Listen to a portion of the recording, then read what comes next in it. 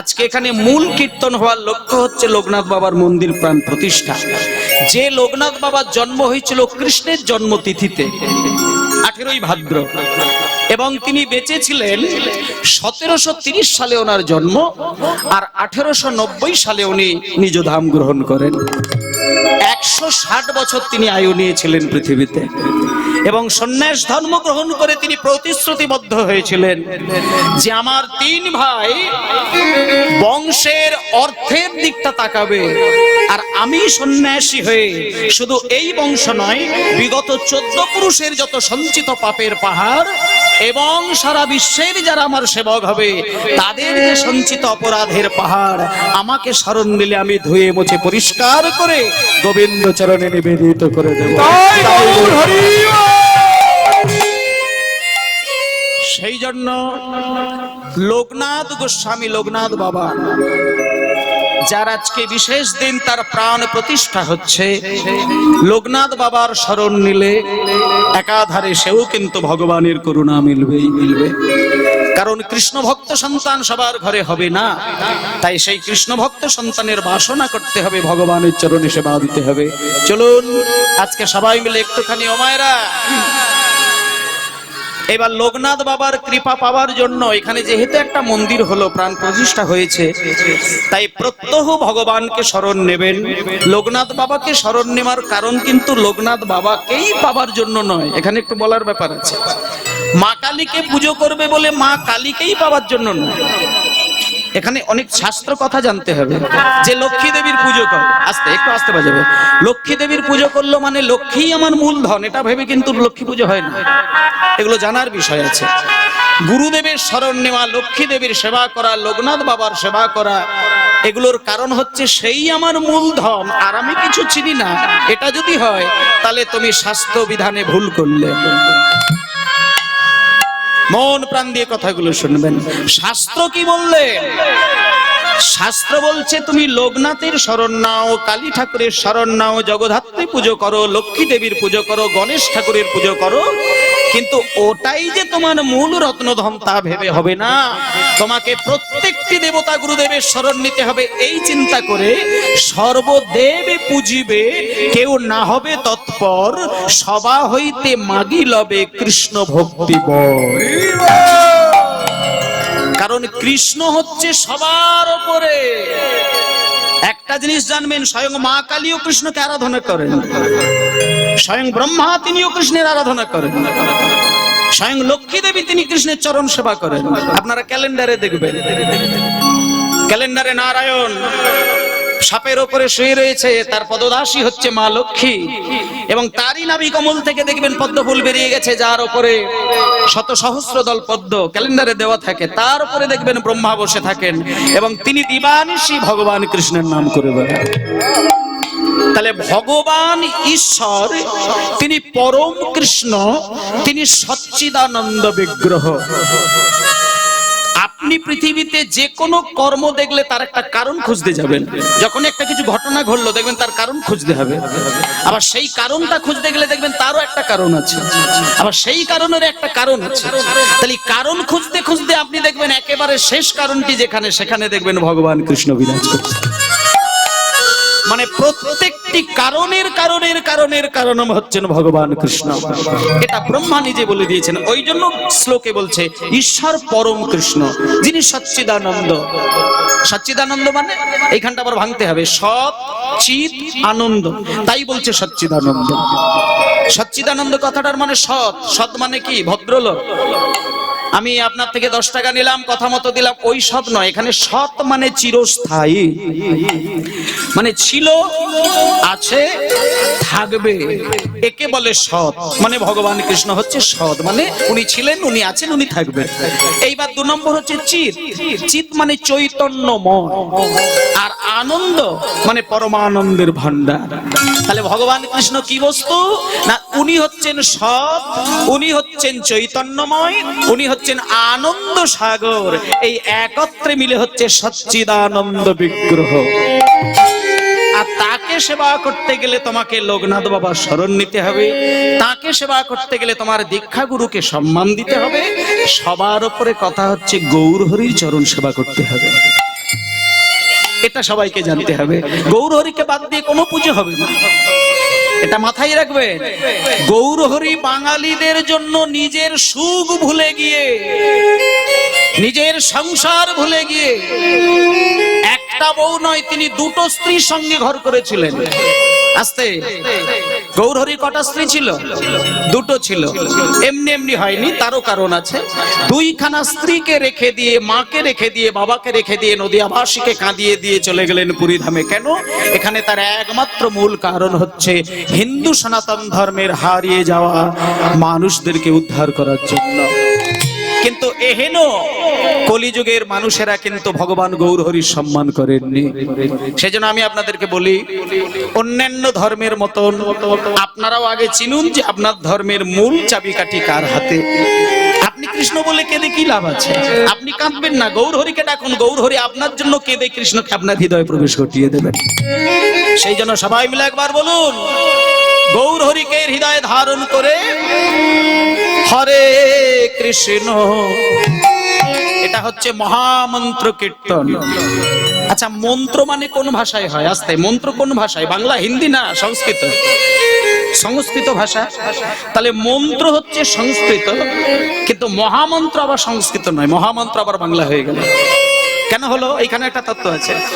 মহামন্ত্র ভগবান গৌরহরি, ভগবান কৃষ্ণ বাংলা ভাষাই করলেন, তার কারণ আবাল বৃদ্ধ বনিতার সকলে যেন মহামন্ত্রকে পরিষ্কার করে উচ্চারণ করে তিন যুগের ভগবানকে যেন হৃদয় মাঝে সহজে প্রবেশ ঘটাতে পারে। কারণ মহামন্ত্রের মধ্যে শুধু কৃষ্ণ নেই, মহামন্ত্রের মধ্যে শুধু রাধারানী নেই, মহামন্ত্রে শুধু রামচন্দ্র নেই, মহামন্ত্রে সত্যযুগের নারায়ণ থেকে শুরু করে একেবারে কলিযুগের ভগবান গৌরহরি, 4 যুগের ভগবান কৃপা দেওয়া আছে। আর এই 4 যুগের ভগবানের কৃপাকে একভাবে হৃদয় স্থাপন করতে গেলে কিচ্ছু করার দরকার নেই। যদি সবকিছু ভুলে যান, একটা জিনিস ভুলবেন না, সারাদিন সংসার করবেন, একবার সময় বার করে 1টা মিনিটের জন্য হলেও ভগবানকে হরে কৃষ্ণ হরে কৃষ্ণ কৃষ্ণ কৃষ্ণ হরে হরে হরে রাম হরে রাম রাম রাম হরে হরে। সবাই বলো হরে কৃষ্ণ কৃষ্ণ কৃষ্ণ হরে হরে হরে রাম হরে রাম রাম রাম হরে হরে হরে কৃষ্ণ কৃষ্ণ কৃষ্ণ হরে হরে হরে রাম রাম রাম হরে হরে হরে কৃষ্ণ কৃষ্ণ কৃষ্ণ হরে হরে হরে রাম রাম রাম হরে হরে। বলুন হরে কৃষ্ণ কৃষ্ণ কৃষ্ণ হরে হরে হরে রাম রাম রাম হরে হরে হরে কৃষ্ণ কৃষ্ণ কৃষ্ণ হরে হরে হরে রাম রাম রাম হরে হরে হরে কৃষ্ণ হরে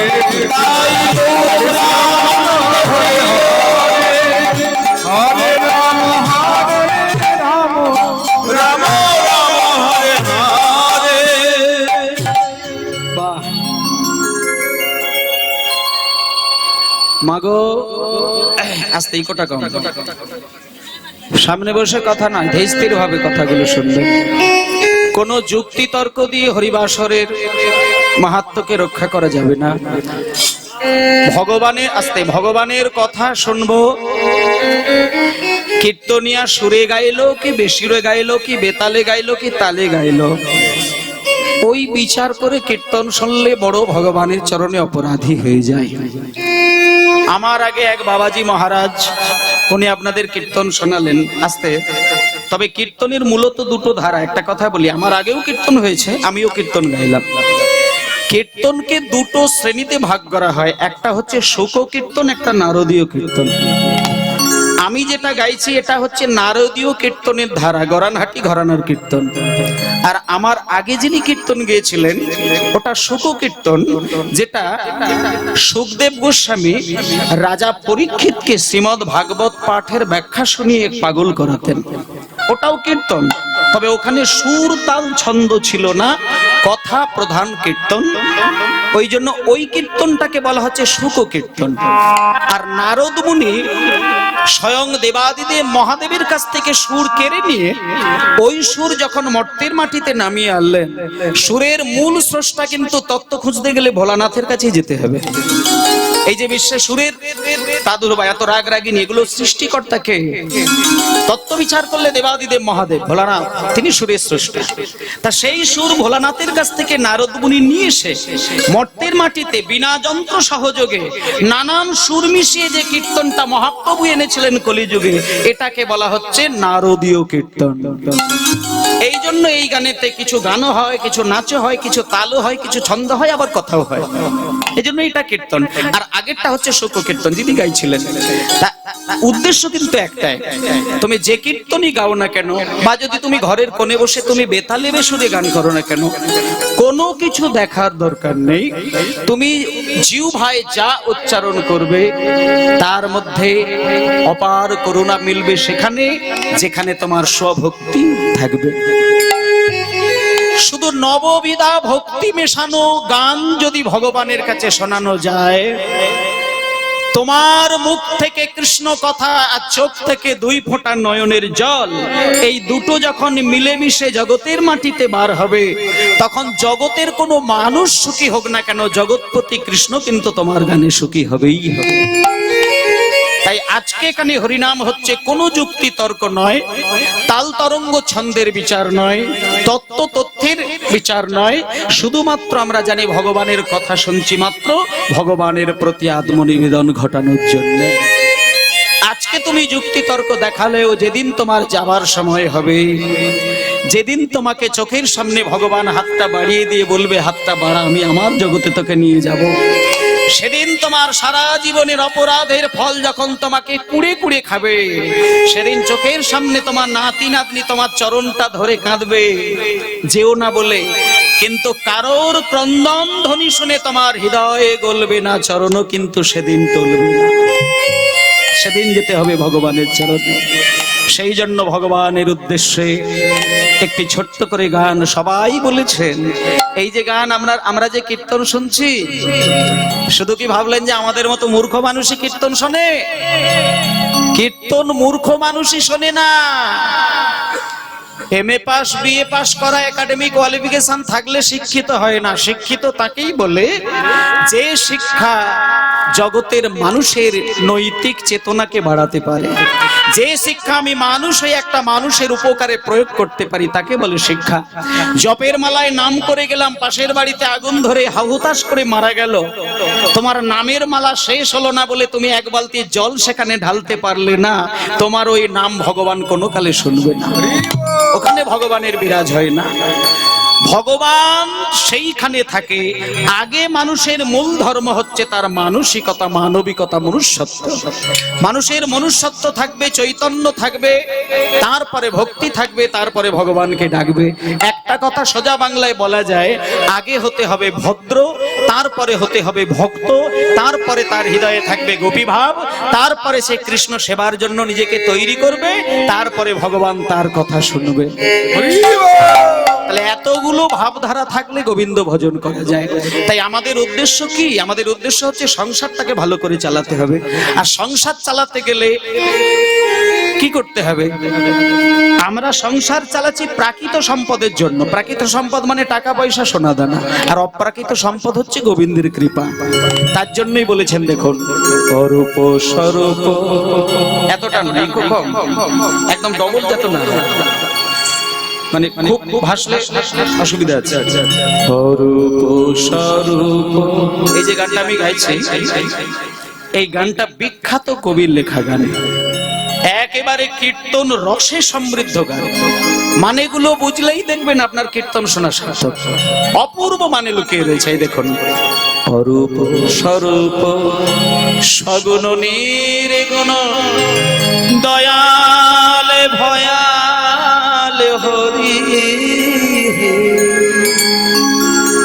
আমি কি বা বুঝি আমি কি বা জানি, আমি কেন ভেবে মরি।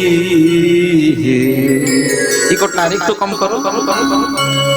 গানটার লেখক হচ্ছে রজনীকান্ত সেন। একেবারে সিম্পল সাউন্ড, হালকা ইকো থাকবে, বেশি না। অরূপ এইভাবে, ঠিক আছে, সাউন্ড একদম ঠিক, সাউন্ড ভালো, নো ডাউট, ভালো কোনো কথা হবে না। ভগবানের কাছে প্রার্থনা করি এই সাউন্ড আরো উন্নতি ঘটাক, কারণ এই কীর্তন আমার পরিবেশন আর আপনার শ্রবণ, এই শ্রবণং কীর্তনং, এই দুটো ভক্তির মাঝখানে কিন্তু সাউন্ড মিডিয়া কিন্তু একটা বিরাট জায়গা। তাই সাউন্ড এতটাই ভালো, খুবই ভালো লাগছে কীর্তন পরিবেশন করার। তাই সকলে আশীর্বাদ করব ওর মেশিনে থাক যেন আরো অনেক উপরে আগামী বছরে। নিতাই গৌর প্রেমানন্দে হরি বল। আমি তো আর কিছু বলার নেই, ভগবানকে জানিয়ে দিলাম। চলুন, রজনীকান্ত সেনের একটি গান, বিখ্যাত গান, অরূপ স্বরূপ সগুণ নির্গুণ তুমি দয়াল তুমি ভয়াল তুমি হরি হে। এবার বলছে কি, আমি কি বা বুঝি আমি কি বা জানি, আমি কেন ভেবে মরি। হরি হরি। অরূপ স্বরূপ সগুণ নির্গুণ দয়াল ভয়াল হরি হে, আমি কি বা বুঝি আমি কি বা জানি, আমি কেন ভেবে মরি হে। অরূপ স্বরূপ সগুণ নির্গুণ দয়াল ভয়াল হরি, আমি কি বা বুঝি আমি কি বা জানি, আমি কেন ভেবে মরি হে। অরূপ স্বরূপ সগুণ নির্গুণ দয়াল ভয়াল হরি হে, আমি কি বা বুঝি আমি কি বা জানি, আমি কেন ভেবে মরি হে। ছোট্ট করে একটুখানি মানেটা বুঝে নেন আস্তে। অরূপ মানে যার রূপ নেই, স্বরূপ আবার বলছে স্বরূপ আছে। তার মানে এমন একজন ব্যক্তির কথা এই মুহূর্তে বলা হচ্ছে যিনি কখনো কখনো অরূপ আর কখনো কখনো স্বরূপ। আবার বলছে সগুণ নির্গুণ, মানে কখনো কখনো বিশাল গুণের গুণাধিপতি, আবার কখনো কখনো তার কোনো গুণ নেই। কোন জায়গায় বলে দিই, ভগবান কৃষ্ণ যখন রাখালদের সঙ্গে মাঠে গরু চড়ায়, তখন কি ভগবান নিজেকে কোনো জ্ঞানী গুণী মানুষ মনে করেন? কেন মনে করেননি? রাধারানীর পায়ে ধরে কৃষ্ণ যখন কাঁদে, তখন কি কৃষ্ণ নিজেকে ভাবে যে আমি একজন ভগবান? ভাবেননি। কেন ভাবে না? এর একটা কারণ আছে, বলে দিই মা। ভগবান শ্রীকৃষ্ণ আর ভক্তদের সঙ্গে লীলা, এর মাঝখানে যে একজন মা রয়েছেন, যিনি জগতের অধিপতি, শ্রীকৃষ্ণের লীলা সাধিনী, যিনি জগৎ জননী মা মহামায়া। তা কৃষ্ণ বৃন্দাবনে লীলা শুরু করার আগে যোগমায়ার কাছে গিয়ে কথা দিয়েছিলেন যোগমায়াকে, মাগো আমি যখন বৃন্দাবনে লীলা করব, আমার ভগবত শক্তিটাকে তোমার চরণে দিয়ে গেলাম, আর আমি লীলা করার সময় আমার কোনক্ষণে যেন একবারও মনে না পড়ে যায় যে আমি ভগবান। আমার যদি লীলা করার সময় মনে পড়ে যায় যে আমি ভগবান, আমি কি কংসের জেলখানায় জন্ম নিতে পারবো? এইখানটা দেখুন, ভগবান কৃষ্ণ বলছে, মা আমার যদি লীলা করার সময় মনে পড়ে যায় যে আমি ভগবান, আমি কি শ্রীদাম সুদামের এঠো খেতে পারবো? হরি বল হরি বল। নাকি আমার যদি মনে পড়ে যায় যে আমি ভগবান, আমি রাধা রানীর পায়ে ধরে হাউ হাউ করে কাঁদতে পারবো? সেই জন্য বৃন্দাবনে ভগবান শ্রীকৃষ্ণ যখনই যে কোনো লীলা করেছেন, আপনারা দেখবেন যখন কৃষ্ণ বিপদে পড়েছেন খেয়াল করে দেখবেন যোগমায়াকে কিন্তু স্মরণ করেছিলেন। কেন না, বৃন্দাবন লীলায় ভগবানের ভগবত শক্তিটাকে যোগমায়ার কাছে রাখা ছিল, যখন প্রয়োজন হয়েছিল ততটুকুই মায়ের কাছ থেকে নিয়ে লীলা সম্পন্ন করেছিলেন। এই কথাগুলো মনে রাখতে হবে। সেই জন্য বলছে ভগবান কখনো অরূপ, কখনো স্বরূপ, কখনো সগুণ, কখনো নির্গুণ, আর কখনো দয়াল, কখনো ভয়াল। আচ্ছা, দয়াল কখন হয়েছিল? হিরণ্যকশিপুরের সন্তানের নাম কি? প্রহ্লাদ। প্রহ্লাদের কাছে ভগবান শ্রীকৃষ্ণ কত দয়াল, প্রহ্লাদকে কোলে করে নিয়ে কত আদর করেছিল, ছোট্ট ছেলে নিজের সন্তান মনে করে। কিন্তু সেই প্রহ্লাদের পিতা হিরণ্যকশিপু তাকে ভয়াল ভয়ঙ্কর রূপ ধারণ করে তাকে হত্যা করেছিল। তাহলে একই ভগবান প্রহ্লাদের কাছে দয়াল, তারই পিতার কাছে ভয়াল। সেই জন্য রজনীকান্ত সেন কি সুন্দর ব্যাখ্যা দিলেন, দেখুন। অরূপ স্বরূপ সগুণ নির্গুণ দয়াল ভয়াল হরি, আমি কি বা বুঝি, আমি কি বা জানি, আমি কেন ভেবে মরি। অরূপ স্বরূপ সগুণ নির্গুণ দয়াল ভয়াল হরি, আমি কি বা বুঝি, আমি কি বা জানি, আমি কেন ভেবে মরি। কি রূপে এসেছি কেমনে বা যাব, তা ভাবিয়ে কেন জীবন কাটাবো। কি রূপে এসেছি কেমনে বা যাব, তা ভাবিয়ে কেন জীবন কাটাবো। কি রূপে এসেছি কেমনে বা যাব, তা ভাবিয়ে কেন জীবন কাটাবো। কি রূপে এসেছি কেমনে বা যাব, তা ভাবিয়ে কেন জীবন কাটাবো। তুমি আনিয়াছ তোমারে পাবো। আস্তে, গানটা পুরোটা গাইবো না, এসব গানের ব্যাখ্যা করতে বড় আনন্দ লাগে। বলছে কি রূপে এসেছি কেমনে যাব, তা ভেবে ভেবে কেন জীবন কাটাবো। একেবারে সহজ সরল করে ব্যাখ্যা করে বুঝিয়ে দিই, তাহলে ভক্তিটা সেই জায়গায় প্রকাশ হবে। এই দেখুন, বাড়ির 5 বছরের ছেলেকে যখন বাবা হাতে ধরে মেলা দেখতে নিয়ে আসে, 5 বছরের সন্তান বাবা হাত ধরে মেলা দেখতে আনলো। এবার মেলা দেখতে এসে বাবা ছেলে বাবার হাত ধরে জিলিপি খাচ্ছে, পাঁপড় ভাজা খাচ্ছে, নাগরদোলা চলছে, লাইট প্যান্ডেল দেখছে, কত মানুষকে দেখছে। আচ্ছা মায়েরা বলুন তো, ওই 5 বছরের ছেলেটা মেলা দেখতে এসে বাবার হাত ধরে যখন ঘোরে, তখন কি ছেলের মনে থাকে মেলা শেষ হবে কখন, আমি ঠিক সময়ে ট্রেন ধরতে পারবো কিনা, বাস পাবো কিনা, বাস থেকে নেমে অটোরিকশা পাবো কিনা, বাড়ি আমি পৌঁছাতে পারবো কিনা? এটা ওই 5 বছরের ছেলের টেনশন হয় কি? হবে না। কেন হবে না? তার কারণটা আছে। 5 বছরের ছেলে মেলা দেখতে এলে মেলাই দেখে, যেটা ভালো লাগে সেদিকে ছুটে যায়। কোনোদিন ছেলে খেয়াল করে না কেমন করে বাড়ি ফিরবো। তার কারণ সে একটা জিনিস ভাবে, বাবা যখন আমাকে হাতে ধরে কষ্ট করে মেলায় নিয়ে এসেছে, যত কষ্টই হোক যেন তেন প্রকারে বাবা আমাকে ঘরে ঠিক পৌঁছে নিয়ে চলে যাবে।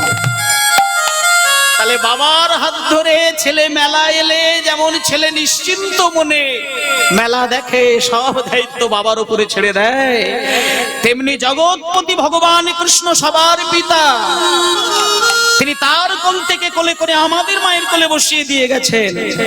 আমরা কখন এসেছি, কেমন করে এসেছি, কিভাবে কাটাবো, এ চিন্তা করার দরকার নেই। তুমি আপন মনে সংসার করে যাও, শুধু বাবার হাতটাকে ধরে রাখবে। যেদিন তোমার সময় হবে, বাবা ঠিক তোমাকে হাতে ধরে তার জগতে নিয়ে চলে যাবে। সেই জন্য গানটাতে বললেন, এই দেখুন, কি রূপে এসেছি কেমনে বাজাবো, তা ভাবিয়ে কেন জীবন কাটাবো। কি রূপে এসেছি কেমনে বাজাবো, তা ভাবিয়ে কেন জীবন কাটাবো। তুমি আনিয়াছো তোমারে পাবো, এই শুধু মনে করি। অরূপ স্বরূপ সগুণ নির্গুণ দয়াল ভয়াল হরি হে। আমি কি বা বুঝি, আমি কি বা জানি, আমি কেন ভেবে মরি হে। অরূপ স্বরূপ সগুণ নির্গুণ দয়াল ভয়াল হরি হে।